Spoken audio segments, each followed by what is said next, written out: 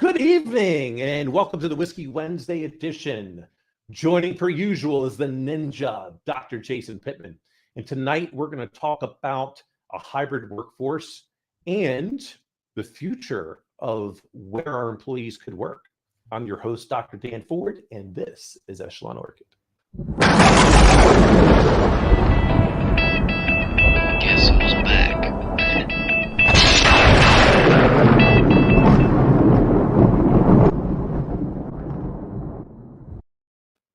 Ninja, what is going on, my friend? How are you? I'm doing fantastic. How are you, Dr. Danford? You know, I am fantabulous. There you go, man. There you go. So, we've got this thing, and with this article in the Harvard Business Review today, we're going to kind of talk about, but I just got to kind of let our listeners know a little bit, and I didn't know this ahead of time. This particular individual who wrote the article happens to work for Microsoft, happens to work in a division that I believe is much more of a proponent of a remote and hybrid workforce. So some of the things in the article I think are a little bit slanted or biased. I would like for that to have come out in the Harvard Business Review section first. Like, hey, look, doing a little bio about this author since it's not he doesn't work for the Harvard Business Review. He's written an article. It does have some really good stats in there. I mean, there's some valid things. It looks like there's some valid research. But after researching that, I can might be a little bit slanted. But nonetheless, I think there's some valid stuff there. So, okay. I just feel like I got to make that disclaimer. I don't want people to think, hey, we're just putting stuff out there and it's carte blanche. I mean, we're doing some things to kind of spark the conversation. While we agree on a lot of things, I really find it more interesting about the things that we don't agree on. So let's see where this goes. It's different to talk about. Yeah. But I mean, I think the article itself is kind of good. And the article, is by and I'm not exactly sure how he pronounces his name, but we'll just say it's Jared Spataro. And it's the 5 key trends leaders need to understand to get hybrid right. Well, Spataro, yeah. The first thing I'm gonna project my inner Dr. Jordan Peterson. I don't understand what you mean by right. Yeah, well, right. Does right mean correct? Does it mean right like I have an inalienable legal right or claim? And by whom? Are we talking about an individual? Are we talking about a group?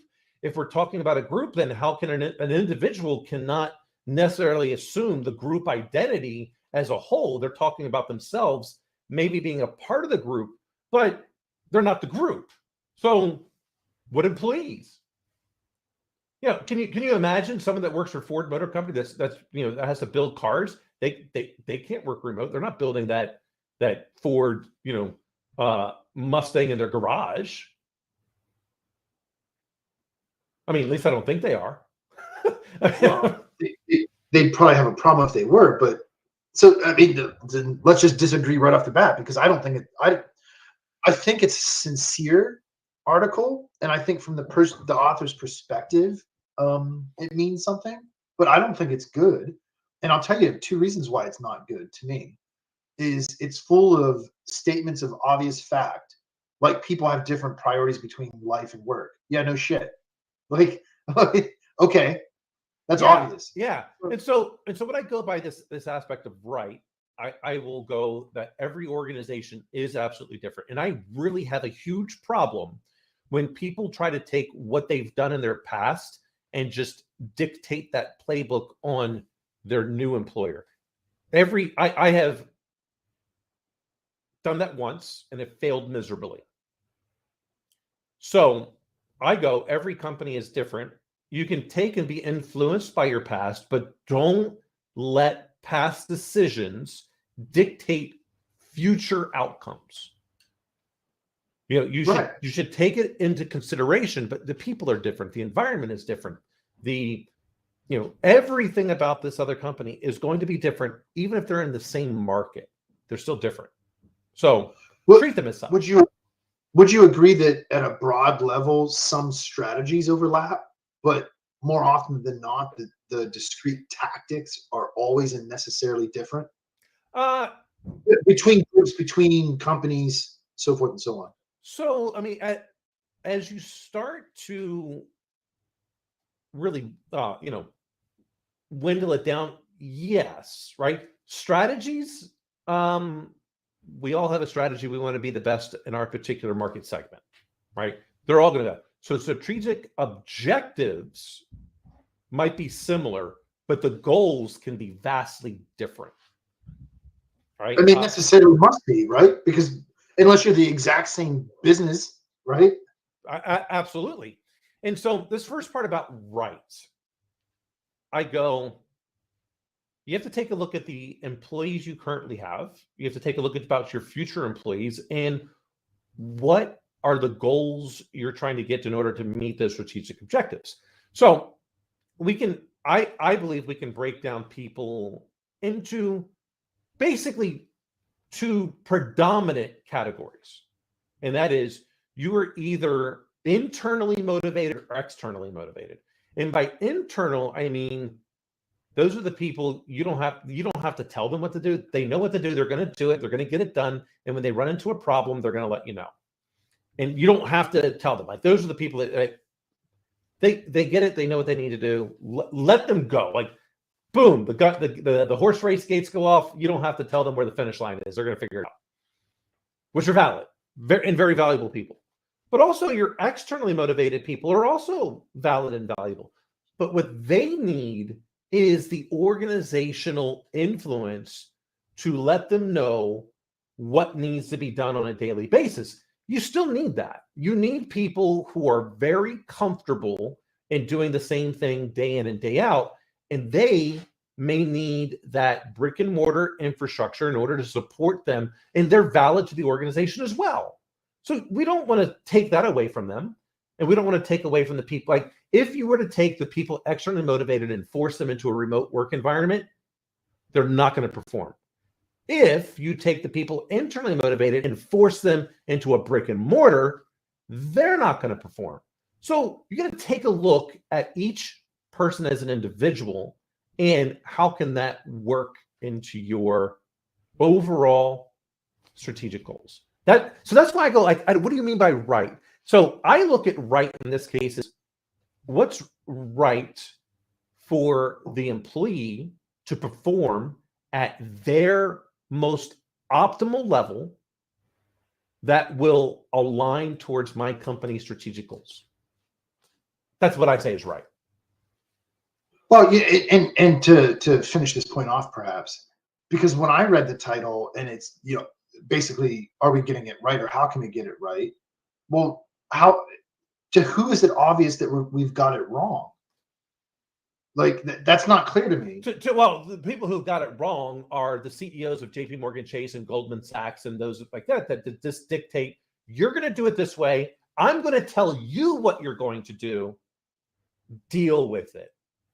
Those are the people that are clearly getting it wrong. Like, they are literally not reading the room, right, at all. Which is why when they said, hey, you're going to be in the office right now, and then you see all these reports, only 50% of them showed up. What are you going to do? Right. They clearly didn't do it right.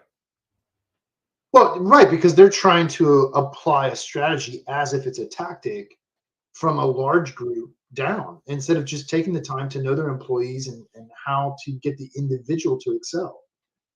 Yeah. So let's go to this first bullet, so to speak.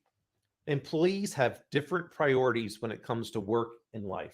And I think you kind of said it a little bit right there. Well, duh. I mean, they obviously should be different, right? I mean, it doesn't mean necessarily one's better than the other, because I feel like they influence each other.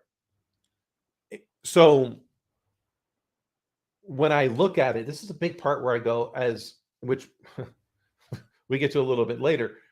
I should know what's important to my people outside of work. Hey, if little Jimmy or Sally has a soccer game, don't miss that soccer game. All right, unless we are in a crucial incident where, hey, everyone's hair is on fire because it's an incident, a true incident. Don't miss your child's soccer game. Do whatever you can to be there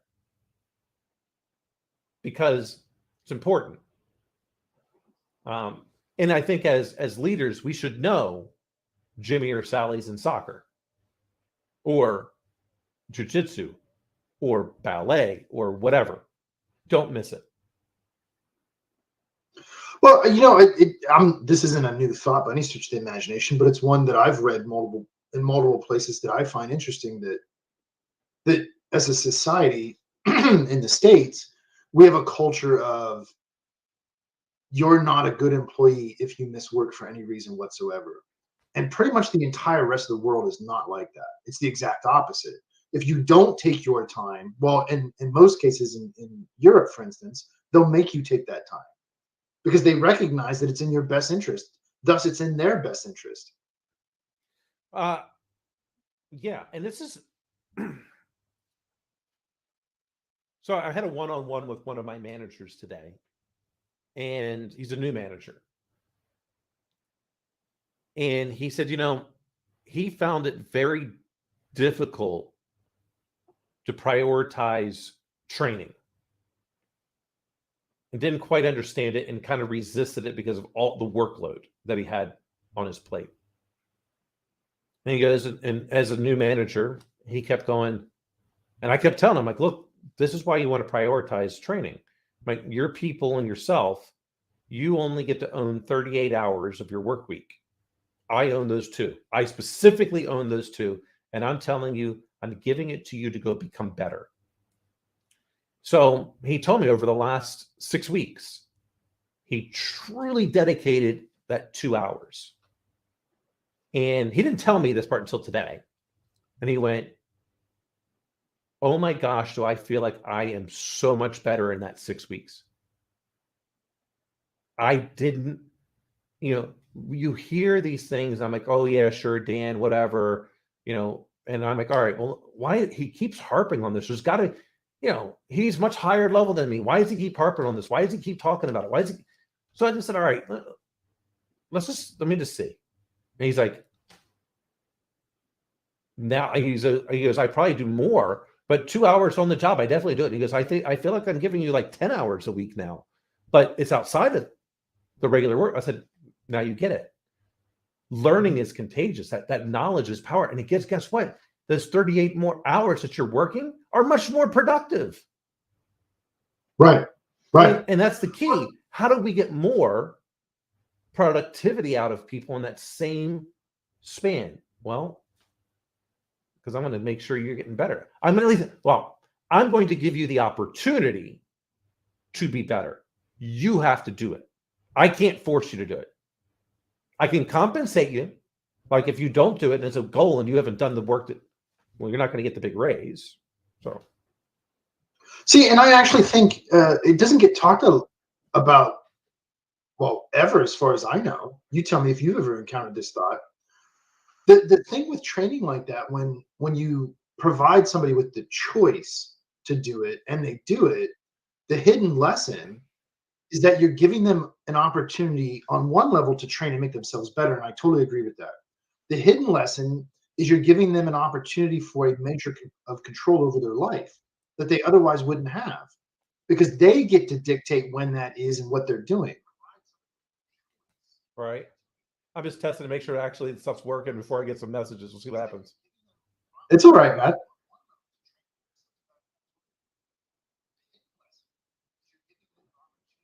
But I got to tell you, you sound much better on this side than what you do right now. You've got a face for radio, bro. I know. All right, good. Everything's working. Perfect. I just got to do a quick check, right? But you're absolutely right. Like it's the opportunity. I can't force that particular African caterpillar on your face to stay there. It's choice. Right. That's right. I wrestled it for 10 days and 11 nights. got to do what you got to do, right? So, getting into some of these things, which is really quite interesting. I mean, I would love to see these studies because he doesn't really mention the studies in here. Because I just can't. So he doesn't say where the study's from. He just goes 47% of, now this is prior to the pandemic, 47 employees are more likely to put family and personal life over work. And 53% are more likely to prioritize health and well-being. Compared to, that figure rises based upon it being if you're a parent or a woman.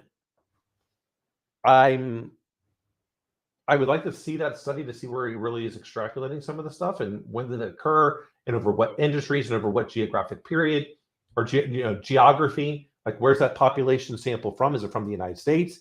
Is it from the South? Is it from the East Coast? Is it from the West Coast? Is it from Europe? Like, I have a lot of questions about that. When you just throw out a number, like, are we only talking about maybe 100 people? And so 47 said this. I mean, what's your sample? I mean, I have so many questions about that. And then I just go, and as well as, well, what's your sampling error? So 47 might be 50-50. And so in any particular given group, you're going to have a bunch of jerks and, or sycophants or sheep or whatever you want to say. And they're like, all right, well, the boss says I got to do this. I'm just going to do this. I don't want people that are just going to do things because I say they're going to do it. And I don't think real leaders want that. I think real leaders want a discussion and be able to negotiate to consensus so they know they have the right things. So it just throwing out numbers like that just bothers me. Maybe it's because of the training that I had from my amazing chair during my doctorate. It might be. It might be. I was saying, I don't know. I don't know. Some of them are linked because I got the article. Yeah, I mean, he's got some stuff like in the Great Reshuffle, but not that one. Like, I would like to. I mean, well, and so like when under this, I think it's the second heading, managers feel wedged, and then he says, case in point, our 2021 study told us 73% of employees want flexible work. Well, that study is a Microsoft study, and at least I mean, I need a good bias, right? Yeah, well, it is. I mean, that's just a scientific fact. That data is skewed, and study doesn't necessarily mean scientific study. Now, I wouldn't at face value devalue it just because of that, but it contextualizes it because that's actually that one in particular. Managers feel wedged between leadership and employees. I have a significant issue with.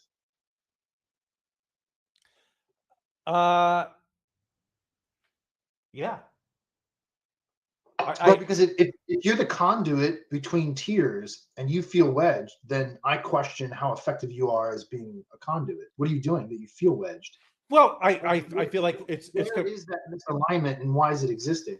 Well, that gets into the question. One of the questions that I want to answer today, right? And this is a great point because I think this is really bad. And so I talk about the 4 questions I want to answer. We answered one of them a little bit. Are the CEOs of big business failing to really read the room? I think the answer to that is yes, because if you need to understand your employee base and not all things fit all people, right? Customize to an extent. Like you want to put your employees in the best position to be successful. And if you do so, guess what? You're going to be successful and your organization is going to grow. I mean, this is not rocket science. Put your people in positions to succeed, give them the tools to do so, trust them to do the right thing, watch them actually do it, and then you get to look like a genius. Because as much as I want to, it's funny because as much as I'm on that cybersecurity side, and it's really hard, and people ask me, do you trust people? I've really had to take a little bit of a piece of a really fine American film called The Italian Job. And so in there, so the one guy, I think it's Donald Sutherland, I think is in that, or I think that's who it is. I remember he's the older gentleman in there. Mhm. And he's like, well, do you trust them? He's like, I trust everyone. I just don't trust the devil inside them. Right. And so I'm trying to be much more of giving people a little bit more of the, you're going to do the right thing. I don't think that everyone, I want to believe that not everyone's evil, but everyone has the capability of being evil. And so I try to curve it a little bit. It's hard sometimes. Well, but I think you'll agree with the idea. Tell me if you don't. You can't control people. It's nonsense. But what you can control are incentive gradients, incentive systems. Yeah. And I think that's what brings out the natural facets of the human condition are incentives. Yeah. So this is the big thing that I hate about his statement and everything he writes in this next couple of paragraphs. Managers feel wedged between leadership and employee expectations. No, as a leader, you are leading people to be better. You need to read the room. If your people, I hate the word, I hate this aspect of work-life balance. I think that is I feel like it's a silly phrase. I feel like it's just, it really means nothing because everything balances out. You may not like the outcome, but it still balances no matter what you do. Like there's only 24 hours in a day. What I really want it to be is that I want you to have both a fulfilling personal life and a professional life. This is your yin yang of your time. And some days your professional world's going to take up more time than your personal, and other days your personal needs to take up more than your professional because they each help you to be more productive and fulfill your purpose in both aspects. And you need it. And I believe everyone needs it. If you spend too much time in one side or the other, then the other will not be successful. So, go have extracurricular activities, have things that are outside of work, do things because that's going to give your mind a rest and you're going to be refreshed to be able to fire in your professional world and fire on all cylinders in your personal world. And you need both because if either one suffers, they will eventually both suffer. Yeah, I agree with you for a slightly different reason. What I don't like about the idea of work-life balance is it immediately adds. Well, it's the same reason why you probably don't like the reason why people say, EQ. Well, no. You can't not like something that doesn't exist. I understand life and work exist. I just don't think there's any such thing as a separation between the two. It's just life. And by trying to juxtapose the two and compare and contrast them, you adversarialize them. And that happened throughout the mid 20s. So, I would say from like 2006 to 2016, it was all about work-life balance, which created this friction when, look, man, if you're being holistic in a more Eastern yin yang sense, yeah, there's two parts to it. And in fact, there's more than two parts. There's at least four. And you work at it and judge it over a long period of time. It makes it a lot more sense. And there's no adversarialness to it. I don't like that. It's just life. Are you living your life in a holistic, balanced, productive manner? If you're not, then you need to tip ratios to get it back into balance. Well, yeah. And so let me ask you this question. All right, what do you got? Do you think a bridge thinks of itself as a bridge or as a road? Because I think a bridge thinks of itself as part of the road, not as something separate. I mean, I don't know that a bridge has any thought. It's like so. It's a bridge. Literally, it's an inanimate object. It's not even AI. So. Oh, hey, that sounds like a business opportunity, but. I understand what you're saying. Look, that's the function of a leader, is essentially to be part of what's already there, so to speak, culturally, and just be part of the road. Well, if you're wedged in, it's because you're in misalignment with the two other parts. When I was at my last employer, we had this lady that everyone always said was extremely grumpy, difficult to work with. And I'm like, I don't know. So I went and would make it a point to go by and just talk to her. I found out what she really enjoyed out of life. And for this particular person, it was she loved doing big, huge, or say, well, not huge, lengthy excursions with her motorcycle club. She was a big motorcyclist. Harley, I don't know, it was Softail, whatever.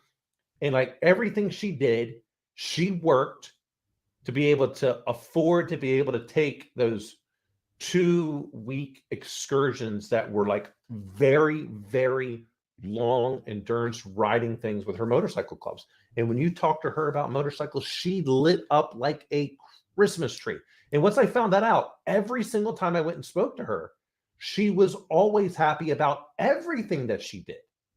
And so I just go something like this saying you're wedged between leadership and employee. No, you're not reading the room correctly, because as a leader, you are leading people. You may be getting paid by somewhere, but your goal is to figure out what's going to get your employee motivated inside and outside of work so they can perform and be fulfilled in both their personal and professional life. And if you don't do that, you fail as a leader. You have to take that whole person. You don't get a part of the person. It's the whole person. You've got to be in touch with everything that's going on in their world. Now, if you have 500 people working for you, you may not be able to do that, but you can do it maybe with your direct reports and your direct reports of your direct reports. And then you want to instill it upon them so they keep taking that culture and keep pushing that down, that the lowest person, the most junior person in the organization matters as much as the most senior person. And if you're not instilling that, you fail as a leader. That's my belief. That's why I hate the statement. There's no wedge. You're either a leader or you're not. Yeah, right. Totally agree. While you're taking that sip, somebody said to me 2 weeks ago, well, you just got to do it this way because you report to me. Wrong. I report to one person, me. That's it. It's that simple. Wrong. I mean, I say it in front of my boss all the time. I get slapped a lot around at work from my boss, right? Because I don't ask permission. Matter of fact, I don't even ask for forgiveness. I'm like, don't do it. This is what I did. Right. When I think it's right. And so that's the other thing too, just to maybe continue on for a second while you're pouring now. Like if you're a wedge, why are you viewing the two sides as necessarily different? You should just be leading. You should be leading those on one side towards the other and vice versa. Like, what are you doing, dude? Yeah. Now, getting back to that part, when I say I get slapped around, because like, look, my boss is he's great. But it took us some time to figure out what things he wants to collaborate on, what things he's like, just make the decision, and and that's that. But hey, look, I push the envelope because I feel like I'm in a position to where you pay me to make decisions, and sometimes I got to make a decision, and not that he would ever, and he said it's not that I have disagreed, but I'd like the opportunity to talk about it. And sometimes I'd like the opportunity to talk about it before you've already signed on the dotted line. I'm like, hey, fair enough, right? But it took us a little while. I mean, we've been working together now 3 years, and it's a great relationship. Like most of my one-on-ones with him are about, hey, do you got anything for me? I'm like, not really, but let's just chat. Like, let's just keep building that relationship. Right. But it took, and I'll. This is what's funny, and this is where it's a little bit different later. All right. We'll pause that my statement there. His next thing, leaders need to make the office worth the commute. Say that again. No. His next thing is leaders need to make the office worth the commute. Or the commute, not the compute. Commute. Yeah, no. Absolutely not, right? And it's not that they need to make it worth it. If you're a leader, you know if your people need to be in the office and how much they need to be in the office or not. Some people want to be in the office 100% of the time. Figure that out. Look at your work plan. Like, look at your staffing plan. What is your goal for them? If you are a high, so from the Michigan model of leadership, which is the best one, for obvious reasons, I went there. So if you're a heavy artist department in an organization, that which means you're just thinking, there's no execution. You likely don't need to be together at all. I mean, you can do things remotely because maybe you're all around the world. So you need to be in an environment where you can be creative. And you're just coming up with a lot of ideas, but you don't have to execute on them. If you're 100% execution, well, you might need to be in an office because you may have to deal with things, equipment, and so you might. But it just depends on the person, depends on the department. As a leader, you need to figure that out. And so when you go to hire someone for an open position, you need to figure out, is this person, so like the position I'm hiring for, is it an individual that should be in the office or should be remote or should be half and half, right? Or not half, but some portion in and some portion out, right? You've got to figure out what's best for your team to deliver to the organization because not everyone's needs are the same. So your job is to figure out what is that ratio, not a balance, ratio. That's a better way. Ratio. I hate the statement. It's really sad, and I'm going to have to apologize to one of my listeners because I can't place this person in my mind and I haven't looked at his name to click on it. John Reynolds, does that ring a bell to you? I think he went to Capitol. I do like the fact that his pronouns are doctor and doctor, which makes me laugh. But I don't remember. I can't. I really apologize, John. I can't picture you in my mind here at the moment.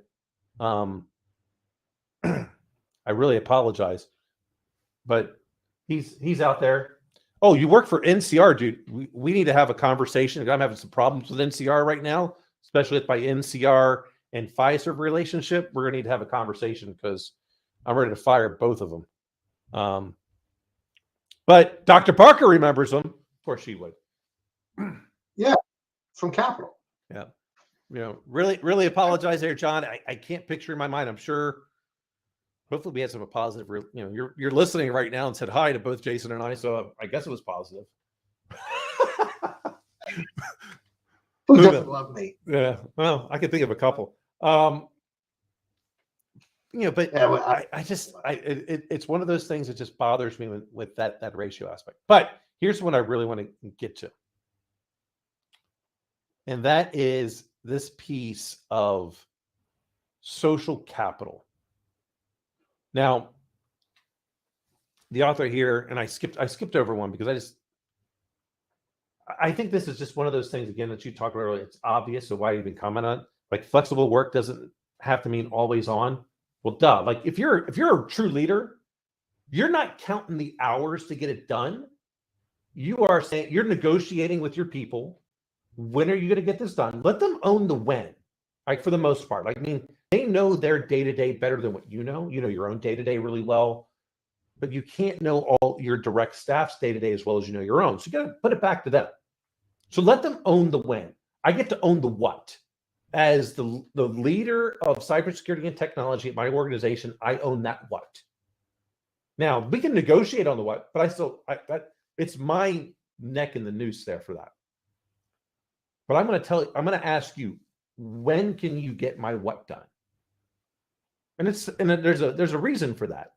And that is, if you failed, well, I didn't pressure you. So you got no one to blame but yourself. Because I didn't pressure you. You owned it. So I honestly, I don't care if you told me you're gonna get it done in 3 Fridays from now. I don't care if you're fishing in the Caribbean. I don't care if you're scuba diving. I don't care what it is. I agreed to 3 Fridays from now. I don't care how many hours it takes. So there's no always on. The only thing that's always on is when we are in crisis mode. And we've defined what a crisis means. So if it's not that, there's no always on. I don't even understand. Of course, it doesn't mean always on. You're managing to results, not managing to how many hours your butt is in the seat. Right. Well, you know, and so this is related, because to me it's coupled with this idea that, and you've experienced, I know you have, particularly I would guess early in your tech career. Why should the productive high performers get punished with more work if they're efficient? They shouldn't. They shouldn't. It's that simple. Absolutely not. Definitely not. And so empower them and trust them to be good managers of their own ratios. They're good learning opportunities. It's the same reason why when baby Pittman was a baby and got big enough to dress herself for bed, the question was, what do you want to wear to bed? Not, do you want to go to bed now? Because you're going to bed. That's the what. The when is, when do you want to wear this outfit versus that one? You can own that part. Right. Absolutely. All right. So we've kind of gone through this article for the most part. So I'm going to deviate a slight pieces with my own questions here. Mhm. Even I've taken and extrapolated from this article. So does a fully remote or hybrid work environment prevent career growth? What do you think? No. Now, and I bring this up because there's plenty of, it's not research. I can't call it research. We'll just say biased articles. Slightly better than Tumblr blog. Yeah, because it's like an Inc. magazine. If people put it up there, there are, I in my unresearched, we'll just say quick Google grab, right? Just looking to look at it. It seems to be an overwhelming amount of articles that say if you're not in the office, you're not able to progress your career. And I believe they're biased because they're definitely putting a overwhelming emphasis on physical presence. Now, this is what I know about physical presence in the office. And hey, I enjoy being in the office, but I know one thing: when I'm in the office, I am nowhere near as productive that I can be because there's too many interruptions. People just coming by, hey, Dan, what's this? What's this? What's this? Too many interruptions. Can't be productive. And that's why, there's plenty of, in this case, there is research that a productive day is anywhere from 4 to 6 hours of productivity during your 8-hour workday. Why? Because you're interrupted too many times. And so when you're not there, you're not as interrupted as much. And so they go, well, because you're not there, you can't, your career can't progress. I think I go, wrong. Absolutely not. I think your career growth is stunted if you happen to be someone that is externally motivated and you're working remote, because that's not how you're productive. You're productive by being in that brick and mortar infrastructure. And there's plenty of people that need that. And hey, as a leader, I'm going to put you in that position if that's what you need to be in. Now, if my headquarters and work environment's in New York and you live in Louisiana, then you're going to have to relocate. You may not want to do that, which then again means, well, then maybe I shouldn't hire you, or you shouldn't be hired for a brick and mortar job, or one that you need brick and mortar in New York because you think working remote is good. You're not going to be productive. We're both going to be unhappy. So just understand what you need. See, that's where I'm going to slightly disagree. if where I would agree is if somebody said, for an extrinsically motivated person, the leader has to put in more proactive work to create opportunities for that extrinsically motivated person to cause distraction, because that's what's going to motivate them, then I would agree with that. Because one thing that's true, just given human nature, is we're all going to default to the lowest path. And so being proactive in communication is something every human being is bad at. It takes a lot of work to get good at it, to be proactive, and to maintain it over long periods of time, especially. Okay. And so I don't buy that full remote or hybrid, one, doesn't allow for career growth, and two, that there are people that need to be on site. I don't buy it. 100% don't buy it. Well, I don't buy it either. I just know that I think some people agreed. sure, right? And I just go, look, there for in our world, the only people that need to be on site are people that work on a help desk, because they have to go physically, touch equipment. So outside of that, they don't have to be. Maybe they're hybrid, maybe they're fully remote. But that's where I got to look at what motivates you. Because look, as my direct report, this is also part where I got to look at as a leader, as a direct report to me. If you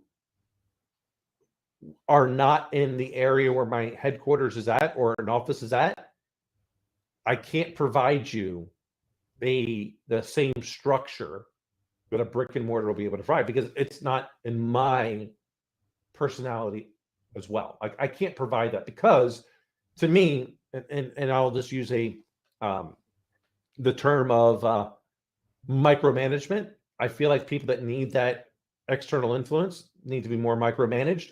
I can't do that. So if you need to be micromanaged, I'm not the right person to work for.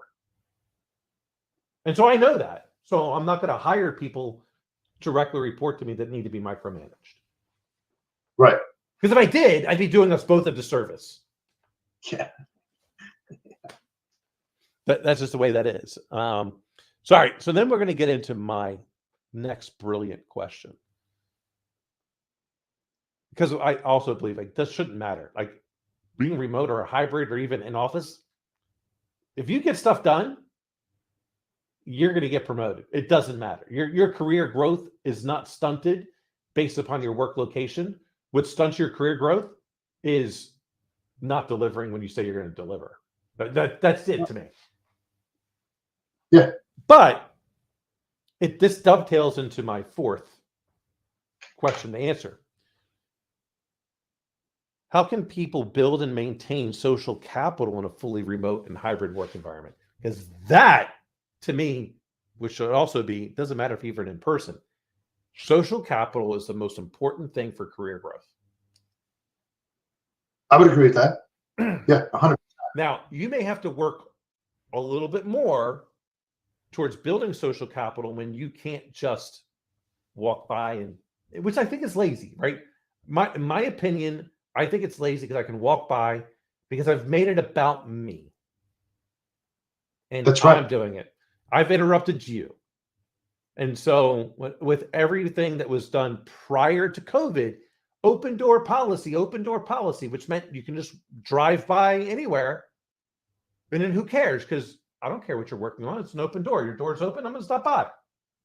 And then I made it about me.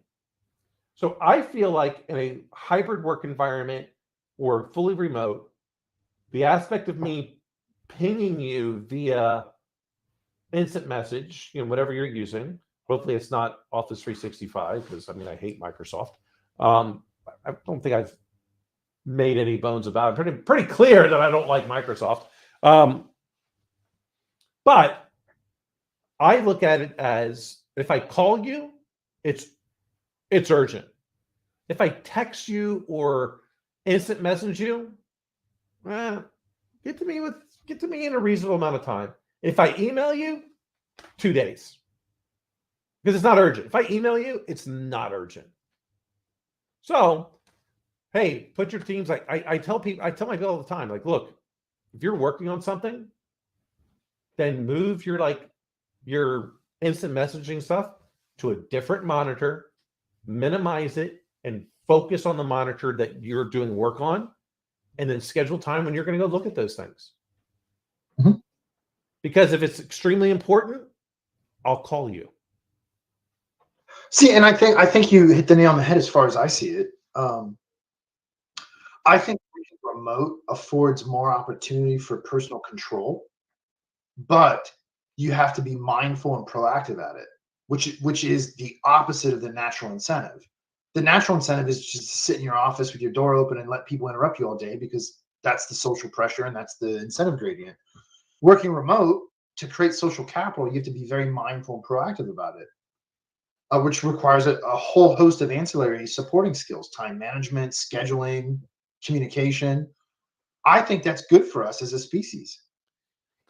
Well, absolutely. And this is where I did get into this aspect of people saying that working remote and hybrid kills your ability for camaraderie and all. My board has commented that the executive team seems to be more in touch with each other than any time they ever remember. They've all been there for many years.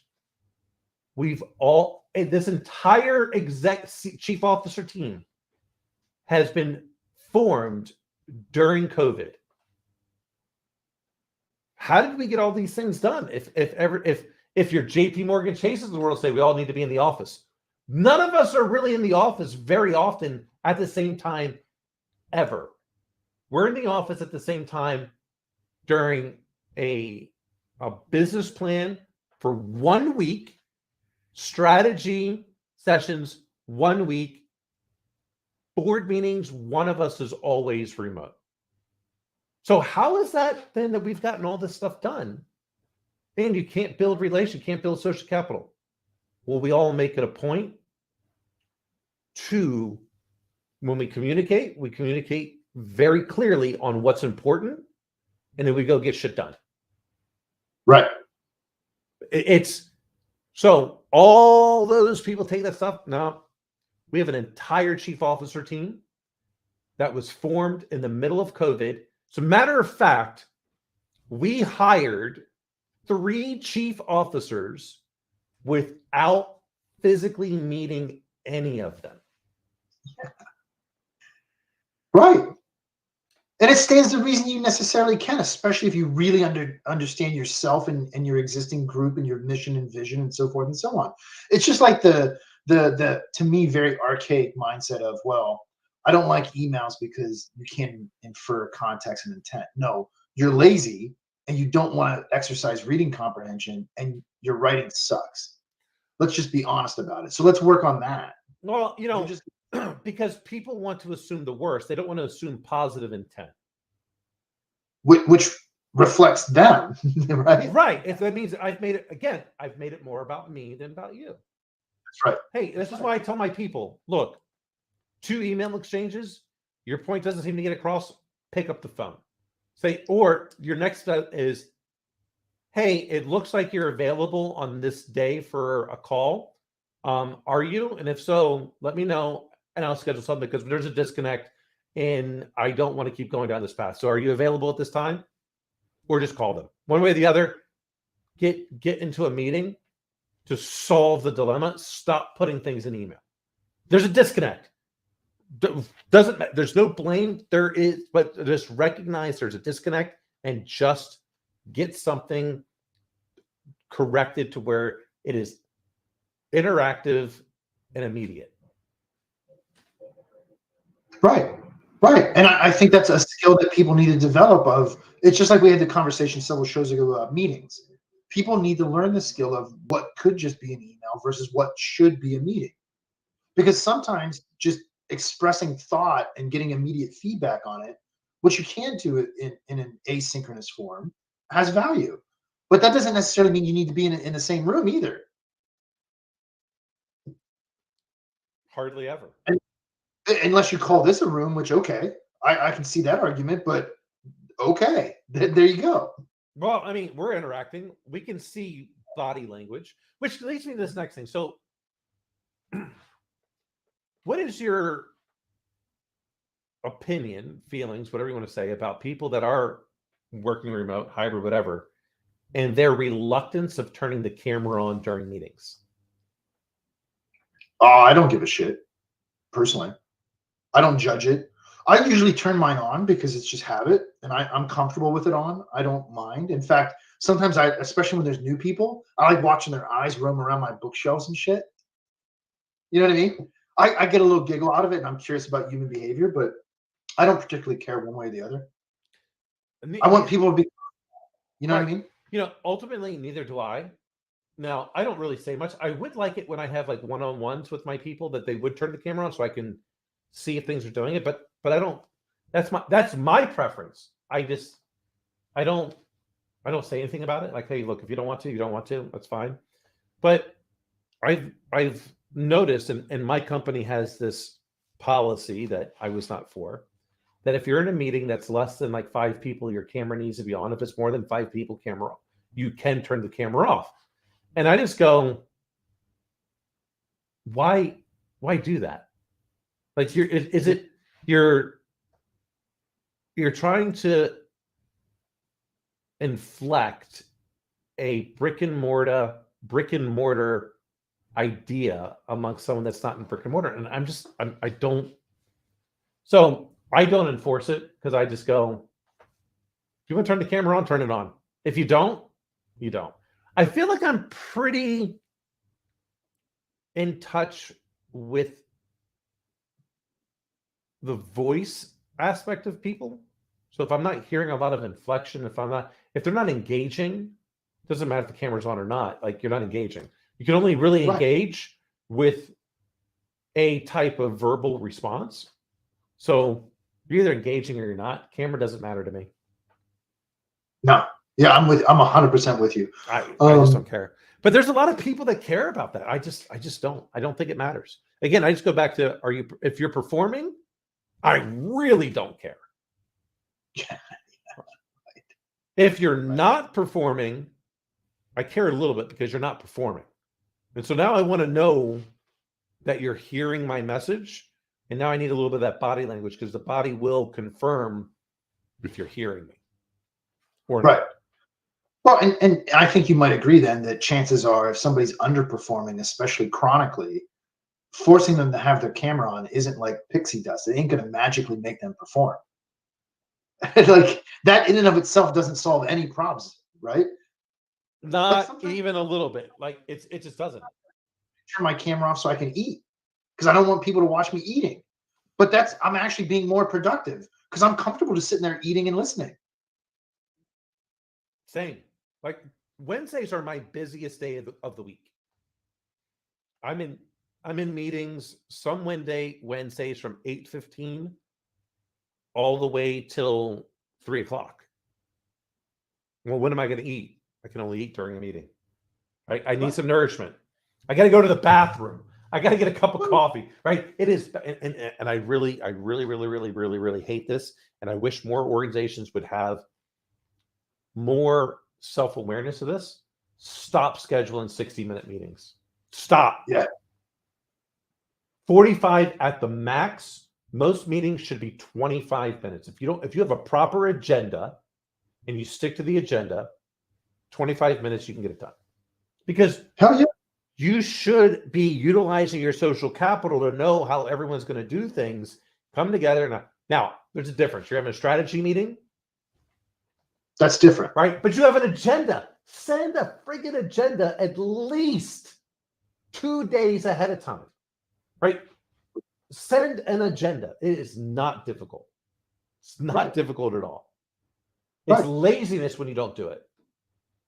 And then that's why you have meetings about meetings. Oh, well, let's table that because, we don't have time to discuss it. Well, you'd have time if you actually sent out an agenda 2 days ago, and we could have been like, oh, well, this is what we want to do. It's laziness. Yeah. Yep. 100% agree, dude. And that's why, just as much as I'm not going to give anybody the power to get me upset about something, I'm not going to give people the power to waste my time.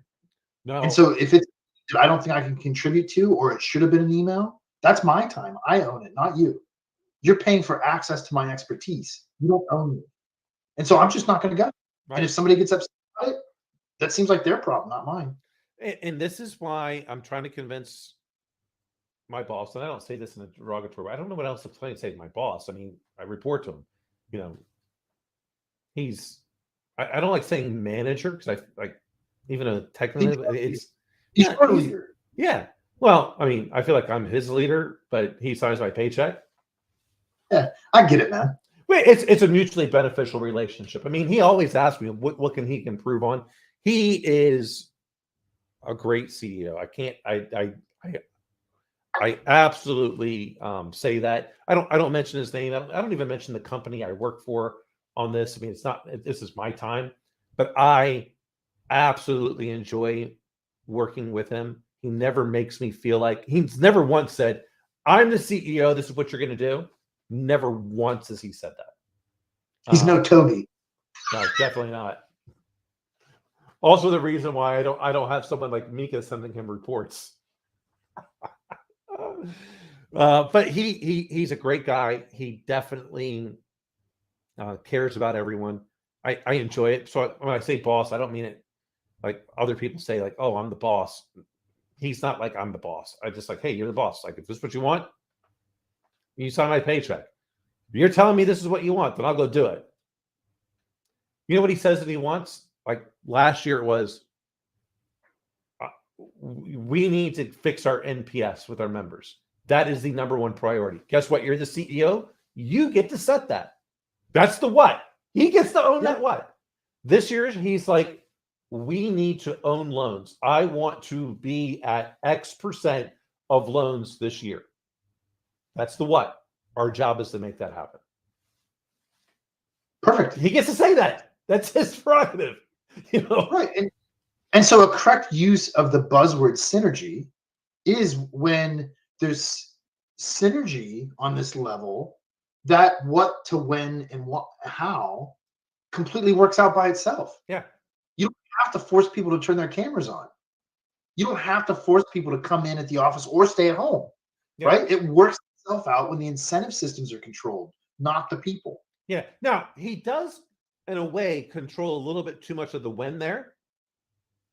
But he's not, this is what we're going to do this year. Yeah. Right? So he has dictated it's got to be done by December 31st. But you know what? That's our goal. That's what we go to the board. Like, it's an annual goal. So like, you've got to get it done. Yeah, but that kind of constraint completely makes sense because you're working on some type of annual cycle. Right. With that though, 100%, I tell my people, the how is yours. You might want to talk to me about it because I might have some experience. I might be able to help you. But outside of that, how you get your job done is not relevant to me. You know what you best need, and it's my job to give you what you need. And hopefully, we've already talked about, because you put it in the budget, if there's more tools that need to be purchased. If you didn't project that, well, that's on you. You better figure out how to make it up. But how? It's on you. Do whatever you got to do. Yeah. I mean, fancy enough in life, often the ends justify the means. Yeah. As they should. So Dr. Barker is got to run, but perfect enough in that I've only kept you 10 minutes extra for your hard stop. I just want to see how long I can just keep you. Yeah. No, I always give you a little extra leash. Not really with that part. I just wanted to add that last part, which was, I really don't, you know, that last piece of people just dictating those things kind of bothers me slightly. But anyway, we've covered what we needed to cover today. We got my questions answered. We reviewed an article. We figured out the article was biased in its origin in the author, but there's some pieces in there that are good. Just because a vendor writes it doesn't mean there's not some valid things in there. Just understand that their motivations are biased towards their particular revenue stream. And you should look into that and then take out of it what's there. There's some valid things there. And make sure as a leader, you're doing the right thing by your employees, which I believe will benefit your organization. I mean, you figure out the right ratio that everyone needs, and you'll perform. Yep, agreed. All right, my friend. RB will be on with TK and I, and TK and I will be in person this Sunday. I'm going up to God's country in Ann Arbor. RB will be joining us. Who knows what we'll be talking about? We'll be bringing RB in remote, but TK and I will be in the same place at the same time. We'll use my camera. We'll use my camera so it doesn't look like a 1970s, adult film. It won't be so grainy. But anyway, my friend, take care. Have a great rest of your week. See you next Wednesday. Everyone else out there, thanks for tuning in. Cheers, everybody. Take care.